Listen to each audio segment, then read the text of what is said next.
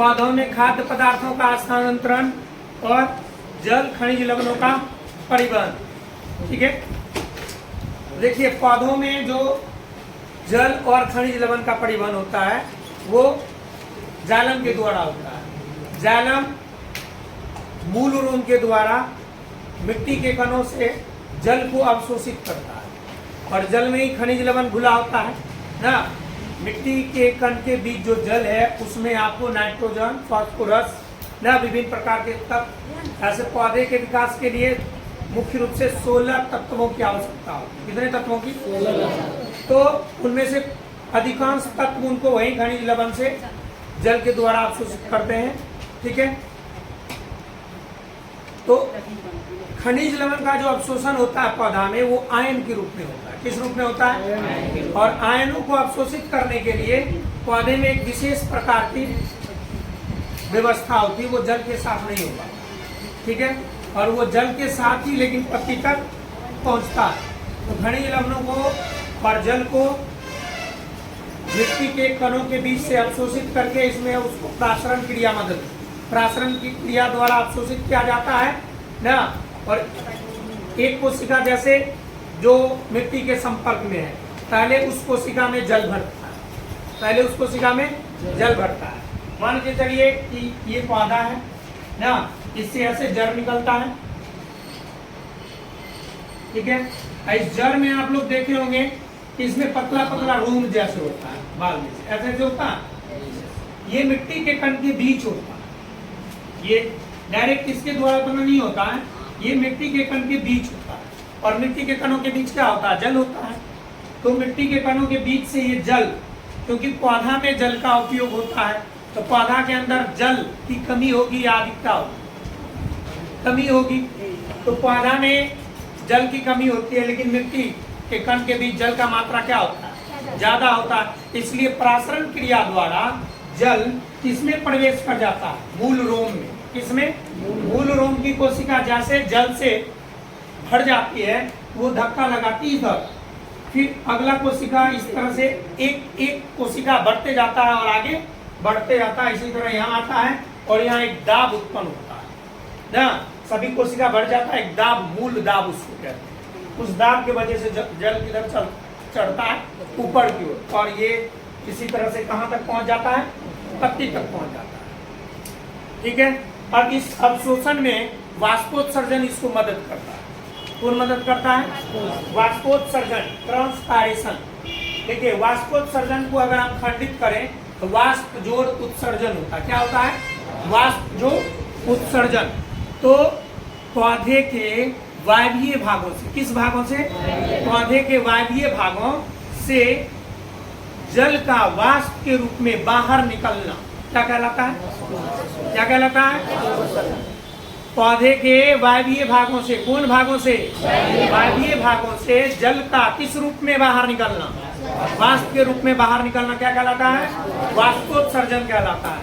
और ये मुख्य रूप से वाष्पोत्सर्जन की क्रिया कहाँ होती है? पत्तियों में होती है। कहाँ होती है?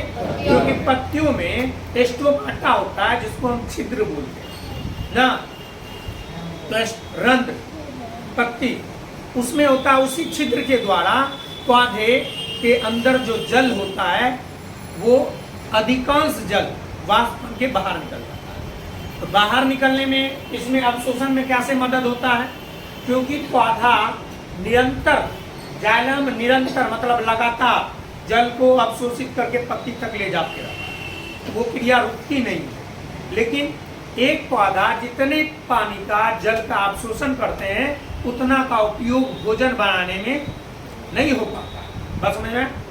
10%। कोई भी पौधा जितना भी जल अवशोषित करे उसका लगभग कितना प्रतिशत जल उपयोग में लाता है भोजन बनाने में? 10% लगभग। बाद बाकी 90% तो जाम है ना। तो 90% तो पड़ा का पड़ा रहेगा तो फिर इधर से जल जाएगा नहीं, न जाएगा। उधर जल का क्या होना चाहिए? सप्लाई, उपयोग। कभी नीचे से जल ऊपर चढ़ेगा। तुम जा रहे हो कहीं मार्केट, आगे पुल में जाम लगा हुआ है तो आगे कैसे बढ़ोगे?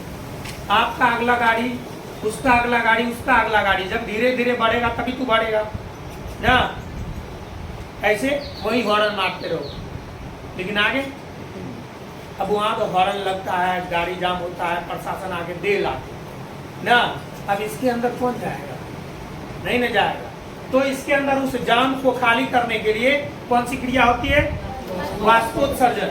जैसे धूप ज्यादा होता है तो पौधा का जो वायवीय भाग है बाहरी, जैसे कि अधिकांश पत्ती, उसमें से जल वाष्प बन के बाहर निकल जाता है। वाष्पोत्सर्जन समझ में आ गया? वाष्पोत्सर्जन से पौधे को दो बेनिफिट हुआ। कितना बेनिफिट? दो। एक तो उनका जो जल का जाम लगा हुआ है वो खाली हुआ, अर्थात खनिज लवण और जल का अवशोषण का रफ्तार क्या होगा? बढ़ेगा और लगातार जारी रहेगा। दूसरा होता है कि वो टेम्परेचर जिसको ग्रहण करके जल वाष्प बन गया, अगर जल वाष्प न बनता तो वो टेम्परेचर किस पर प्रभाव डालेगा? पौधा पर। किस पर प्रभाव डालेगा?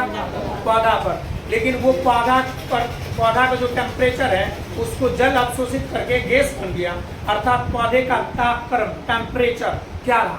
बैलेंस बना रहा, न घटने दिया ना, जितना रहना चाहिए उतना में था। जैसे टेम्परेचर बढ़ा तो कौन अवशोषित कर दिया? जल, और गैस बन करके बाहर चल गया ना, अलविदा कह देता है। तो इससे पौधा का क्या होगा? टेम्परेचर बैलेंस न घटने दिया ना बढ़ने दिया। वाष्पोत्सर्जन समझ में आया? वाष्पोत्सर्जन का मुख्य रूप से दो महत्व जाने, एक तो परिवहन में मदद किया, एक तापक्रम बनाए रखने में मदद किया। बात समझ में आया? पौधे में खनिज लवणों का अवशोषण किस रूप में होता है? आयनों के रूप में। किस रूप में? ये आपको ऑब्जेक्टिव पूछा जाता है, ठीक है, कि पेड़ पौधे में खनिज लवण का अवशोषण किस रूप में होता है? आयनों के रूप में। अब ये आयन क्या होता है ये हम लोग केमिस्ट्री में जानेंगे। बात समझ में आया? चलिए, तो जल और खनिज लवणों का परिवहन समझ गए, उसमें कौन मदद करता है? वाष्पोत्सर्जन भी मदद करता है। अब देखते हैं खाद्य पदार्थों का परिवहन, ठीक है। पेड़ पौधे में खाद्य पदार्थों का परिवहन क्यों जरूरी है? पहले ये जानते हैं, बताइए क्यों जरूरी है? परिवहन मतलब एक जगह से दूसरे जगह जाना, अर्थात स्थानांतरण। खाद्य पदार्थों में स्थानांतरण, खाद्य पदार्थों का एक भाग से दूसरे भाग की ओर जाना, ये स्थानांतरण। तो ये क्यों जरूरी है? ये इसलिए जरूरी है कि उच्च वर्ग के जो पौधा होता है, उच्च वर्ग समझ रहे हैं ना, बड़े बड़े पेड़ पौधे जो होते हैं, उनके सभी भागों में भोजन निर्माण की प्रक्रिया नहीं होती। भोजन निर्माण की प्रक्रिया कहाँ होती है बताइए? मुख्य रूप से पत्तियों में, थोड़ा बहुत और अन्य हरे भाग में भी हो जाता है। अब ये बताओ कि पत्ती में भोजन का निर्माण हुआ तो सिर्फ पत्ती ही पौधे के विकास में वृद्धि करेगा कि हर भाग? मतलब हर भाग को जरूरी है। जड़ को ज्यादा मजबूत होना है क्योंकि पूरे जड़, पूरे पौधा का एक आधार होता है, उसको हवा में टिकाए रखता है। जड़ में तो ज्यादा चाहिए, जाएगी नहीं चाहिए, फिर टहनी में चाहिए, तना में चाहिए, लेकिन वहां तो भोजन बनना संभव नहीं है क्योंकि वहां क्लोरोफिल की उपस्थिति नहीं होती है, थोड़ी मात्रा में होती है जितनी। बस समझ में आया? इसलिए पौधों में खाद्य पदार्थों का परिवहन जरूरी है, क्योंकि पौधे हर भाग में, भोजन हर भाग में जरूरी है। तो ये क्रिया स्थानांतरण द्वारा होता है ना। पौधे में बने हुए खाद्य पदार्थ घुलित अवस्था में, कौन सा अवस्था में? घुलित अवस्था में एक जगह से दूसरे जगह जाते हैं। तो एक जगह से दूसरे जगह जाना, इसको क्या कहते हैं? स्थानांतरण कहते हैं। क्या कहते हैं? पेड़ पौधे में खाद्य पदार्थों का घुलित अवस्था में एक भाग से दूसरे भाग जाना खाद्य पदार्थों का क्या कहलाता है? फिर से बोलो, स्थानांतरण कहलाता है। बात समझ में आया? ये स्थानांतरण पौधे में उच्च सांद्रण से निम्न सांद्रण की ओर होता है। सांद्रण समझते हो? मान के चलो कि एक गिलास लिए, ठीक है, यहाँ भी एक गिलास है, इसमें पानी यहाँ से भरा हुआ है, इसमें पानी यहाँ से भरा हुआ है, ये घेरा नहीं है, पानी है। इसको पाइप से जोड़ दिए, क्या? अब तू लोग इतना में बुद्धू नहीं है कि ये ना बता पाएगा कि पानी किधर से किधर की हो जाएगा। नाम दे देते, इसमें उसमें का दिक्कत होता है, नाम से ले लो। हाँ, छठियार पौधे, इसका छठियार हो गया ए, इसका छठियार हो गया बी।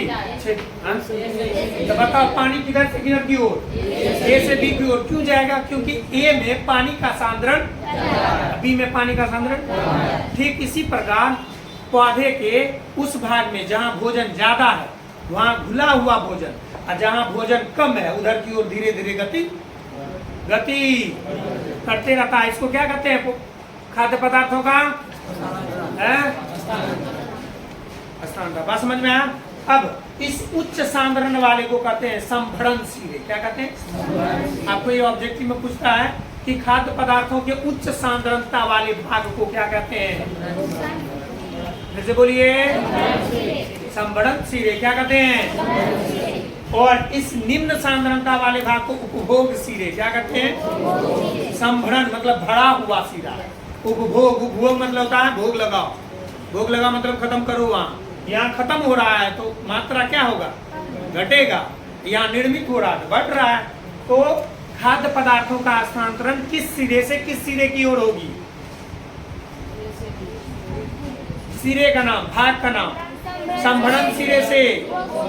संभरण सिरे से बात समझ में आ गया? संभरण सिरे किसको कहेंगे? अधिक सांद्रता वाले भाग को। और उपभोग सिरे किसको कहेंगे? संभरण सिरे, उपभोग सिरे क्या होता है समझ में आया? सांद्रता क्या होती समझ में आया?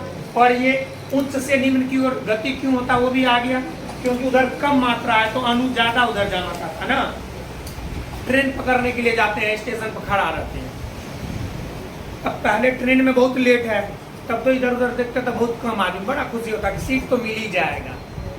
ट्रेन को अब 5 मिनट बता, तब इधर ऐसे और होता है।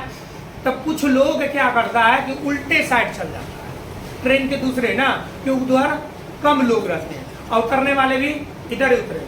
ठीक उसी तरह यहाँ ज्यादा भोजन है तो भोजन के अणु उधर जाना चाहेंगे। बात समझ में? ऐसा इंसान में भी गुण है कि नहीं? कुछ के लिए जाओ, कोटा में लाइन लगो, 3-4 लाइन है, जिसमें कम लोग है उसी में जाएगा, है? एक लाइन लगा हुआ है एकदम 10 मीटर तक, उसमें जाकर खड़ा रहेगा नहीं। एक में लगा हुआ है 4-5 मीटर, इसमें जाएगा। शॉर्टकट रास्ता दिखता है। समझ में आ गया? तो आप पेड़ पौधे में खनिज लवण का परिवहन, खाद्य पदार्थ का परिवहन, वास्तोत्सर्जन, स्थानांतरण, समझ में आ गया ये सब बात? किसी कोई क्वेश्चन?